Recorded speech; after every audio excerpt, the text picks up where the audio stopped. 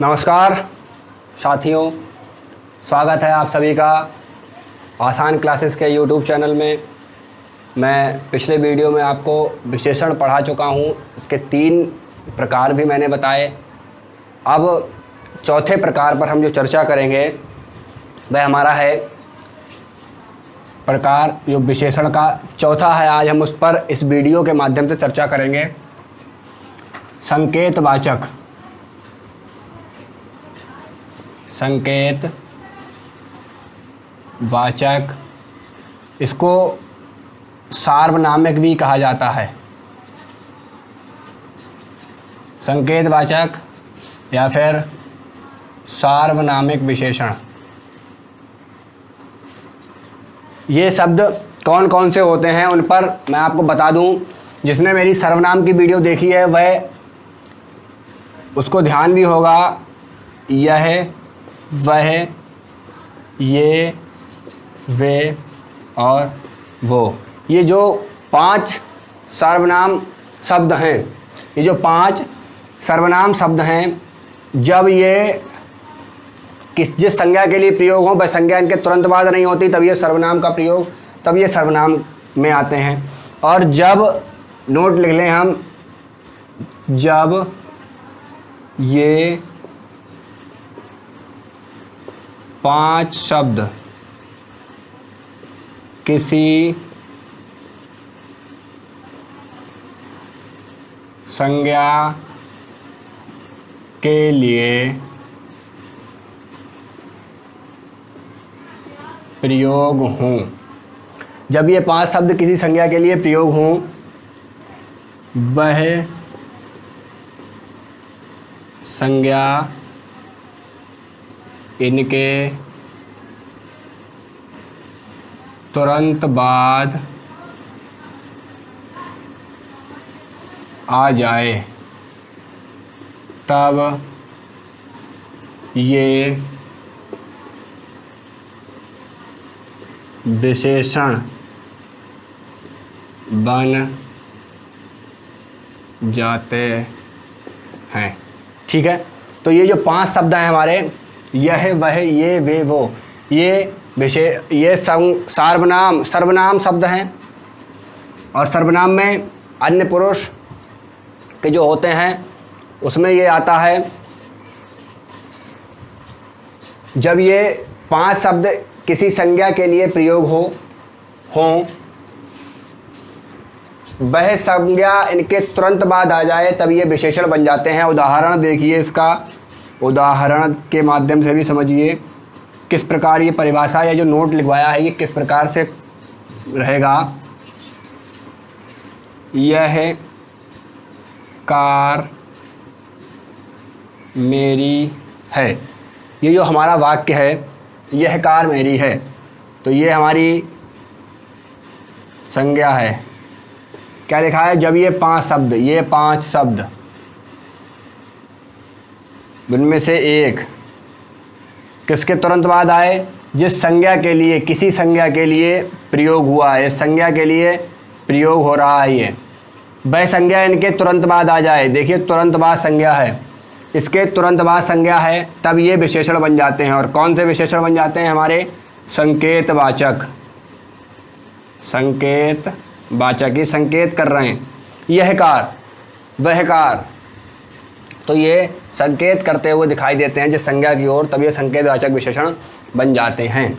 और यदि यही वाक्य लिखा होता, यह मेरी कार है, तब ये सर्वनाम का कार्य करता, तब हो जाता सर्वनाम। तो ये हमारी सर्वनाम की वीडियो में मैंने आपको बताया है, वहाँ से आप देखें। तो ये हमारे संकेतवाचक विशेषण हुए। 5 शब्द जिस संज्ञा के लिए प्रयोग होंगे और वह संज्ञा तुरंत बाद होगी, तब होगा। और उदाहरण देखिए, किस छात्र ने गृह कार्य नहीं किया, तब ये शब्द जो है प्रश्नवाचक और संकेतवाचक हो जाएगा। किस पूछा भी जा रहा है और संकेत भी किया जा रहा है। तो इस छात्र के बारे में बात हो रही है, तो किस छात्र ने गृह कार्य नहीं किया, तो यहाँ पर भी हमारा संकेतवाचक विशेषण का प्रयोग होगा, संकेतवाचक या सार्वनामिक विशेषण कहा जाएगा। तो हमारा चौथा प्रकार संकेतवाचक और सार्वनामिक विशेषण। आप इसका स्क्रीनशॉट ले लीजिए, देख लीजिए इसको। अब हम अगले जो प्रकार पर चलते हैं, महत्वपूर्ण प्रकार जिसकी हमें चर्चा करनी है, पांचवा और अंतिम व्यक्तिवाचक विशेषण।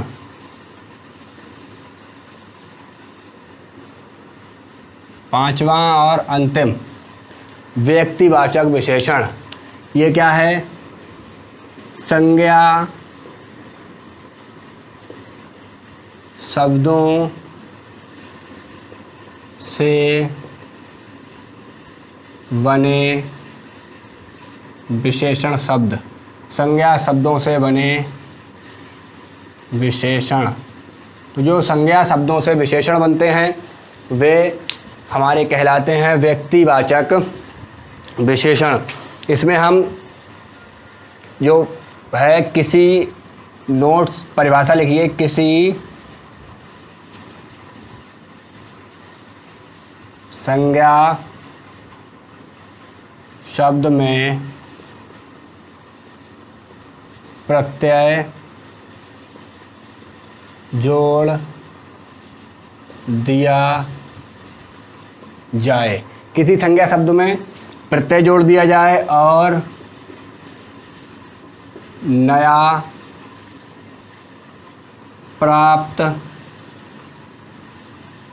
शब्द, और नया जो प्राप्त शब्द है वह संज्ञा की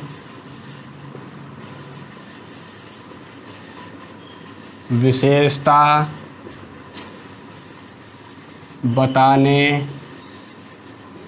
लगे, तब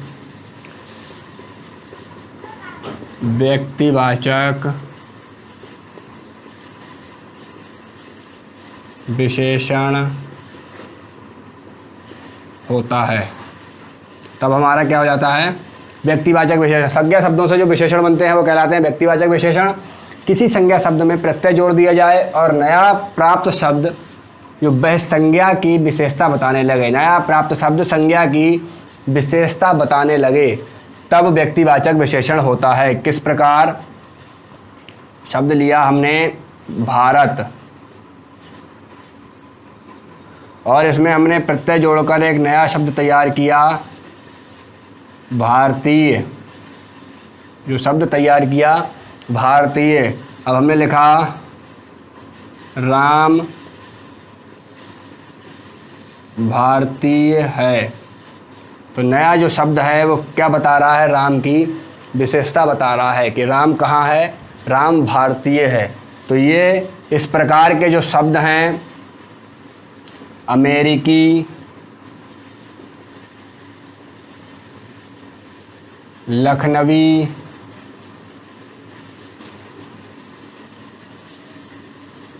जयपुरी,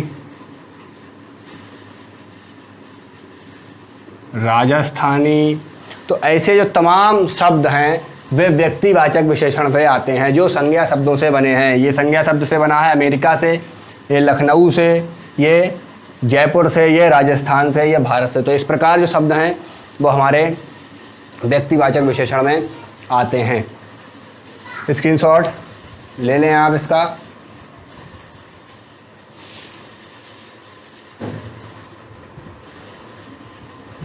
तो हमारे विशेषण के जो 5 प्रकार मैंने अब तक बताए हैं, एक पिछली वीडियो में 2 अब तक, वो कंप्लीट हुए हैं। अब मैं चर्चा करूंगा विशेषण की अवस्था।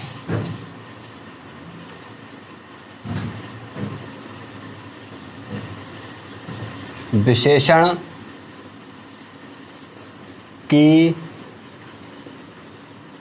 अवस्था, इसको हम इंग्लिश में कहते हैं डिग्री। इंग्लिश में जिसको हम डिग्री कहते हैं विशेषण की अवस्था, ये 3 प्रकार की होती हैं। अब मैं इन पर चर्चा करूंगा। पहली मूलावस्था, इसको शायद पॉजिटिव डिग्री कहा जाता है।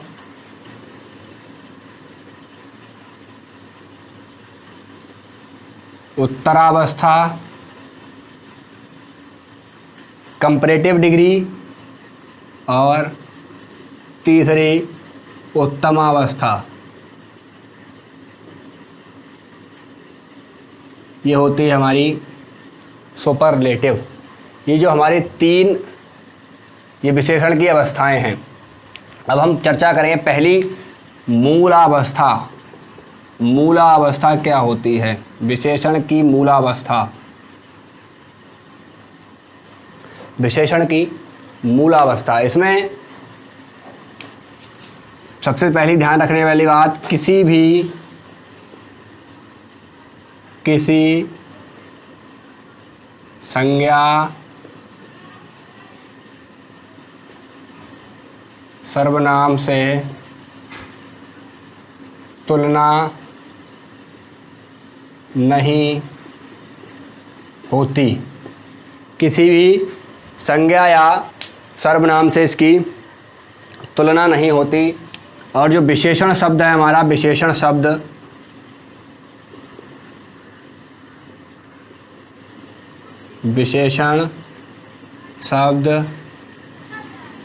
मूल रूप में होता है। विशेषण शब्द अपने मूल रूप में होता है, इसमें कोई भी प्रत्यय या उपसर्ग नहीं जुड़ता। ब्रैकेट में चाहे आप लिख भी सकते हैं, प्रत्यय उपसर्ग नहीं जुड़ता। ठीक है, ये हमारी मूल अवस्था होती है। उदाहरण देख लीजिए, इसका क्या है? रमेश होशियार है। ये हमारे उदाहरण रहता है, रमेश होशियार है। जो विशेषण शब्द है वह अपनी मूल अवस्था में है, उसमें कोई भी प्रत्यय या उपसर्ग नहीं जुड़ा है, अपने मूल रूप में है। रमेश की विशेषता ही बता रहा है, सिर्फ एक ही संज्ञा की विशेषता बता रहा है हमारा मूला अवस्था में। ये हमारा उदाहरण जो है, रमेश होशियार है, मूला अवस्था का उदाहरण ये हमारा हो गया। अगला उदाहरण, मदन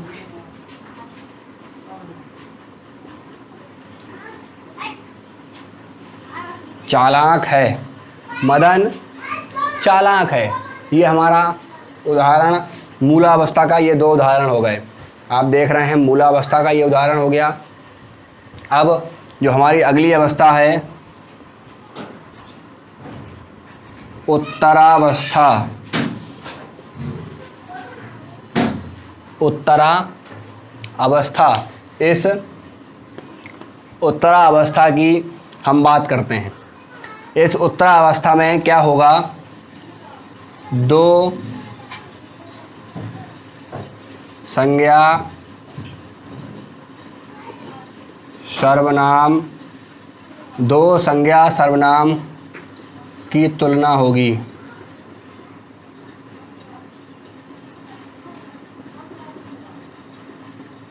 दो संज्ञा और सर्वनाम की तुलना होती है। ठीक है,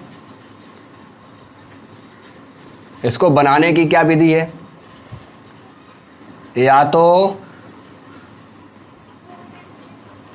उत्तरावस्था दो संज्ञा या सर्वनाम की तुलना होगी, या तो से शब्द, या तो से विशेषण, या तो विशेषण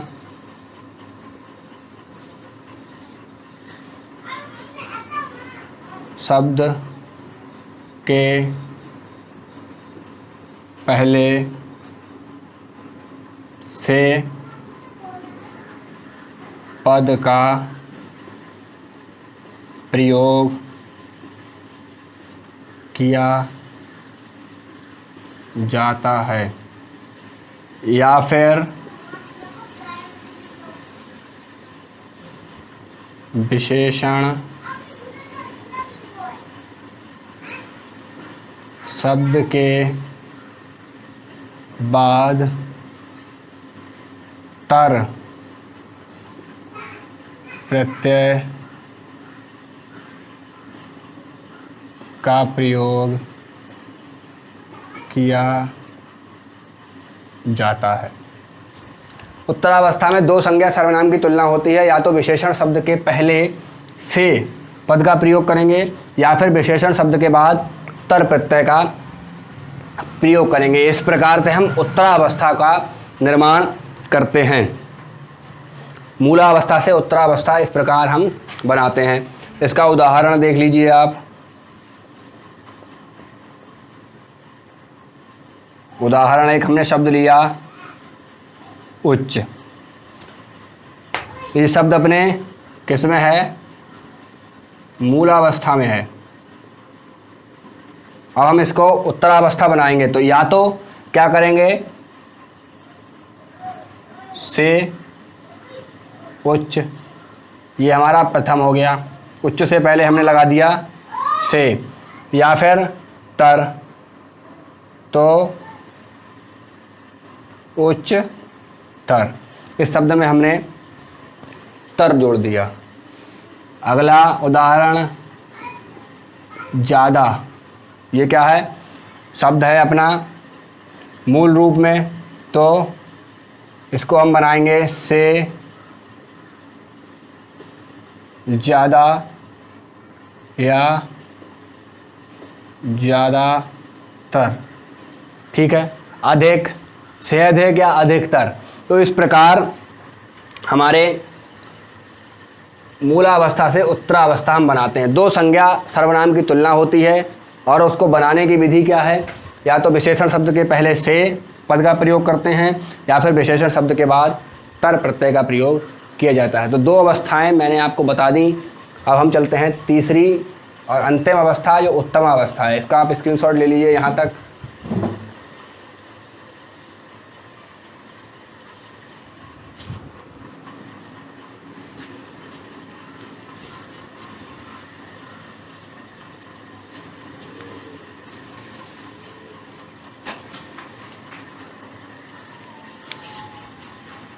तीसरी और अंतिम अवस्था उत्तमावस्था। तीसरी और अंतिम जो हमारी अवस्था है वह है उत्तमावस्था। उत्तमावस्था को बनाने की जो विधि है उसका पहला या तो विशेषण शब्द के पहले, इससे पहले ये बता दें सबसे तुलना होती है, इसमें सबसे तुलना होती है उत्तम अवस्था में। जो हमारी है उसमें कई अधिक से तुलना की जाती है, तो उसको बनाने की क्या विधि है? या तो विशेषण शब्द से पहले सबसे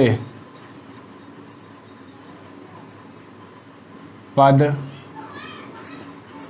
का प्रयोग।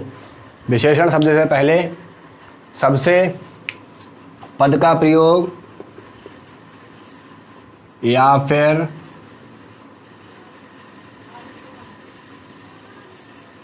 विशेषण शब्द के बाद तम प्रत्यय का प्रयोग। तो ये दो प्रकार से उत्तमावस्था बनती है। या तो विशेषण शब्द से पहले सबसे पद का प्रयोग करेंगे या फिर विशेषण शब्द के बाद तम प्रत्यय का प्रयोग करेंगे। एक शब्द हमने लिया निम्न, ये हमारा उदाहरण है शब्द हमने लिया निम्न, तो इसको बनाएंगे सबसे निम्न, ये तो हो गया पहला, और या फिर निम्नतम, ये हमारा हो गया दूसरा, तम प्रत्यय का प्रयोग। तो इस प्रकार से हम विशेषण की तीनों अवस्थाओं को देखते हैं, मूलावस्था, उत्तरावस्था और उत्तमावस्था। एक छोटी सी मैं तालिका भी आपको बना दूँ, ये आप स्क्रीनशॉट लीजिए, उसके बाद तालिका के माध्यम से समझा दूँ जो याद रहेगा।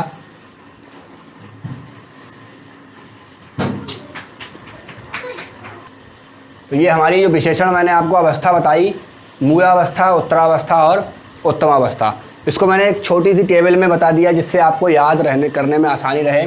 तो मूलावस्था में क्या होता है, कोई तुलना नहीं होती। मूलावस्था में कोई भी तुलना नहीं होती और जो विशेषण है अपने मूल रूप में ही विद्यमान रहता है। उत्तरावस्था में दो से तुलना होती है, से पहले लगाते हैं और तर प्रत्यय जोड़ते हैं बाद में। विशेषण से पहले से शब्द या विशेषण के बाद तर प्रत्यय, दोनों में से प्रयोग एक ही चीज़ का करेंगे ऐसा नहीं है, दोनों का प्रयोग साथ साथ कर दें। से लगाएंगे तो तर का प्रयोग नहीं होगा, तर लगाएंगे तब से का प्रयोग नहीं होगा, ये आपको ध्यान भी रखना है। उत्तमावस्था सबसे तुलना होती है या एक संज्ञा में सबसे उच्च गुण जो होगा उसके बारे में बताया जाएगा। तब सबसे शब्द विशेषण से पहले सबसे शब्द का प्रयोग करेंगे, तब हम प्रत्यय तम का प्रयोग नहीं करेंगे। और अगर हम तम का प्रयोग कर रहे हैं तब हम सबसे का प्रयोग नहीं करेंगे। जिस प्रकार उच्च, तो सबसे उच्च या फिर उच्चतम, इन दोनों में से किसी एक का ही प्रयोग किया जाएगा, ये आपको ध्यान रखना है। तो इस प्रकार विशेषण की ये अवस्था हुई, आप इसका स्क्रीनशॉट लीजिए। उसके बाद एक छोटा सा और बिंदु रह गया है विशेषण में, मैं उस पर चर्चा करूंगा, उद्देश्य विशेषण या विधेय विशेषण।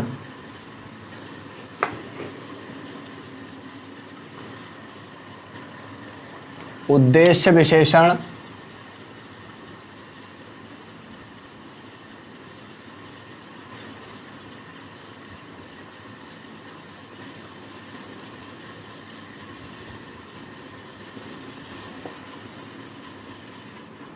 विधेय विशेषण,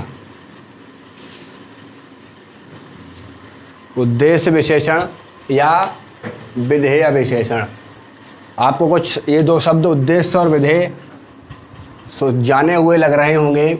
वाक्य की रचना में बात होती है तो उद्देश्य जो होता है वो क्या होता है, इंग्लिश में देख लीजिए सब्जेक्ट और प्रेडिकेट जो हमारा होता है, आसानी से समझ में आएगा आपको। एक वाक्य में मैं लिखता हूँ इंग्लिश में समझ आने के लिए आपको, Ram is going to Kanpur, ये शब्द यही हमारा एक वाक्य है, ठीक है। तो इसमें सब्जेक्ट है ये, और ये जो बचा हुआ हिस्सा है इसे क्या कहते हैं हम, प्रेडिकेट, ये कहते हैं। सब्जेक्ट उद्देश्य होता है और प्रेडिकेट विधेय होता है, ठीक है। इसको कर्ता, यहाँ कर्म, तो ये जो हमारा है सब्जेक्ट प्रेडिकेट, इस प्रकार से ये चलती है कहानी, उद्देश्य और विधेय। ये मैंने समझाने के लिए लिखा था। अब मैं बात करता हूँ आपसे उद्देश्य की, ठीक है। उदाहरण, चलिए स्टॉप है, स्टॉप कर रखी। उदाहरण, उदाहरण क्या है देखिए, बुद्धिमान बालक धार्मिक पुस्तक पढ़ रहा है। एक हमने उदाहरण लिया, एक वाक्य लिया, बुद्धिमान बालक धार्मिक पुस्तक पढ़ रहा है। तो उद्देश्य जो मैंने आपको बताया, सब्जेक्ट बालक है, कर्म क्या है, पुस्तक, और ये हमारा क्या है, क्रिया। ठीक है, तो विधेय जो कि कर्म होता है इसको हम क्या कहते हैं, कर्म भी कहते हैं, और इसको कर्ता कहते हैं, ऐसे समझ लीजिए आप। तो ये क्या है, उद्देश्य, ये क्या है, विधेय। तो विशेषण, उद्देश्य, बालक कैसा है, बुद्धिमान। तो ये जो हमारा विशेषण है, बुद्धिमान शब्द जो विशेषण है, किसकी विशेषता बता रहा है, बालक की, जो कर्ता है या फिर उद्देश्य है। ठीक है, और ये पुस्तक है, ये कर्म है या फिर विधेय है। इसकी विशेषता क्या है, पुस्तक कैसी है, धार्मिक है। तो उद्देश्य विशेषण और विधेय विशेषण जो कर्ता या उद्देश्य की विशेषता बताए वह उद्देश्य विशेषण होता है, जो कर्म की विशेषता बताए या विधेय की विशेषता बताए वह होता है विधेय विशेषण। तो ये हमारी बात यहाँ तक आई।